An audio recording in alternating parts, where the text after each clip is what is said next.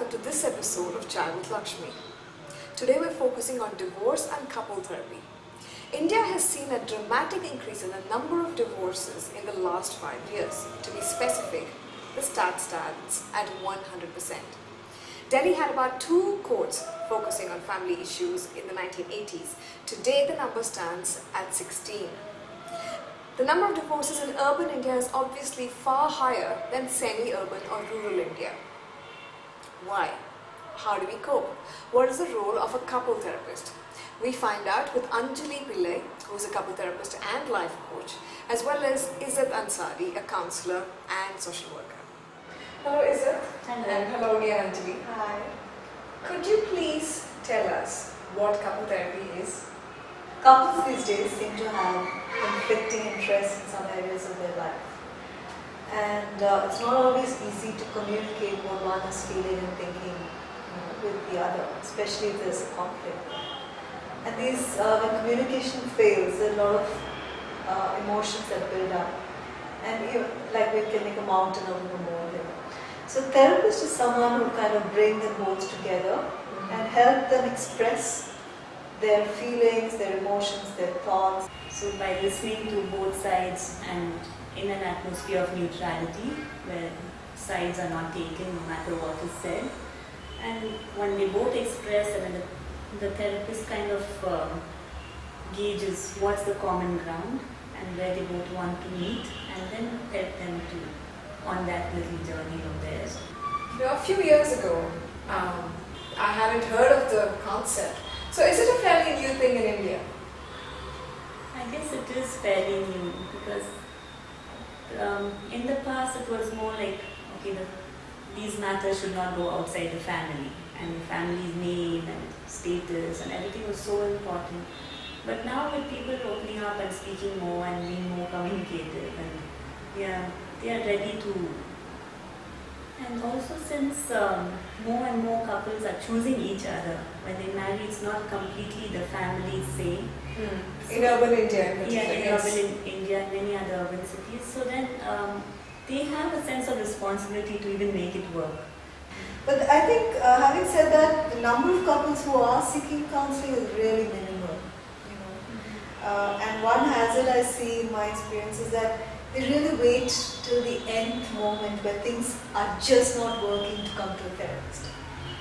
Is there a difference between a counsellor and a couple therapist? Because actually you're a life coach and a couple therapist. And is it you're a counsellor, but you also, offer couple therapy services? Yeah, couple therapists kind of direct the proceeding a little more than a counsellor. A counsellor would more or less go with the client and go more into the feelings and more into emotions, and then see the underlying thoughts and the beliefs and really work with that one person completely. But as a couple therapist, there are 2 people here in front of you, and at some point identifying what they both want and helping them would take precedence over what each one's individual needs would be. Couple therapy is more challenging. It's a specialization over counseling.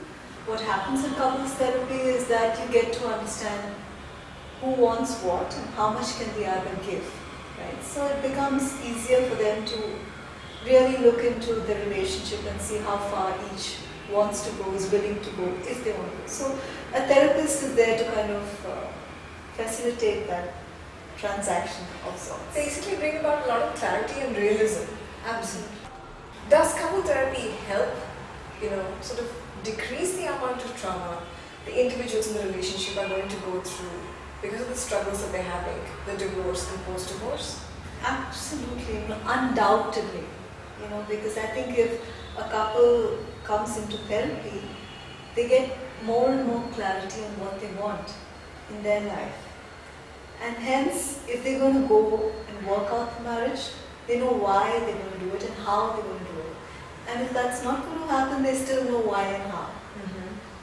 Good part of it is they have someone there with them on this journey, and they have the support they need, which may not always come from family and friends, and sometimes family and friends could also, in a ways, harm the process of the couple coming back together. How do you think that might happen? When you say the family and friends could harm the process, how? So to start with, I would say that there's too much emotion involved in this family. And emotions tend to cloud thinking. Right? So each person would have their own perspectives and they'll be on one particular side. Or the idea would be to get them back together.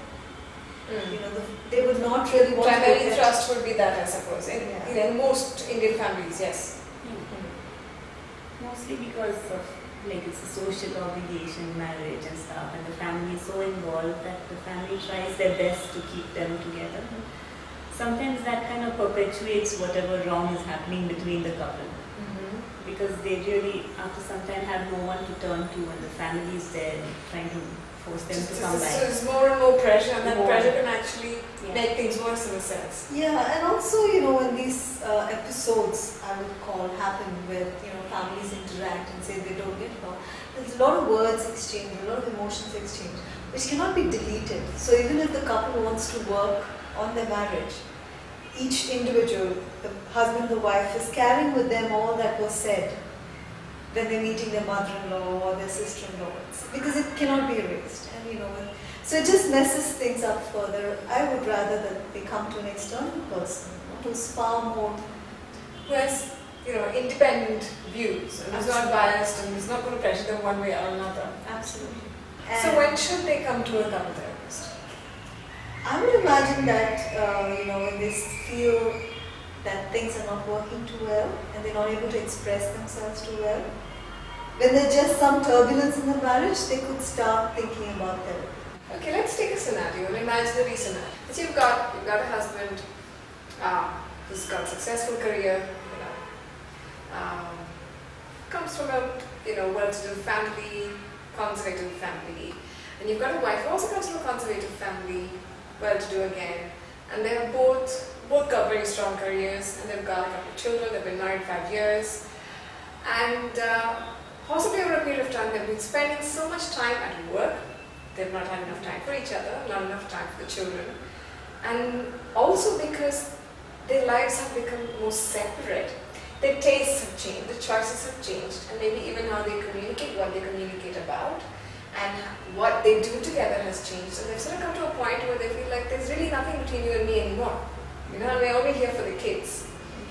And let's say they're going down, they're kind of considering divorce, and they came to you.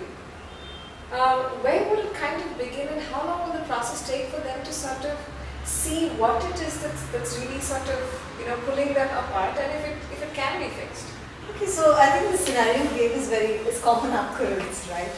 And it's really not a very difficult issue to fix because they don't seem to have problems with each other. They've kind of grown apart. Hopefully, yeah. From the scenario. No problems. Yeah. So probably a couple like that would want to work their marriage out because they do have kids and they want to work it out. I guess when we listen to both sides first and then see what does each one want from the marriage, what would their ideal, like what do you want from me and what does he want from you? Just sharing that sometimes helps because maybe they've not done that for a long time. And just hearing it for the other one, is that all you need? You know, can you do this for me? I can do that for you. Sometimes it's do something for each other. Sometimes one of them may just be willing to just do it for the other person to make things work, you know, without even expecting anything back. So that sharing when it happens is really amazing.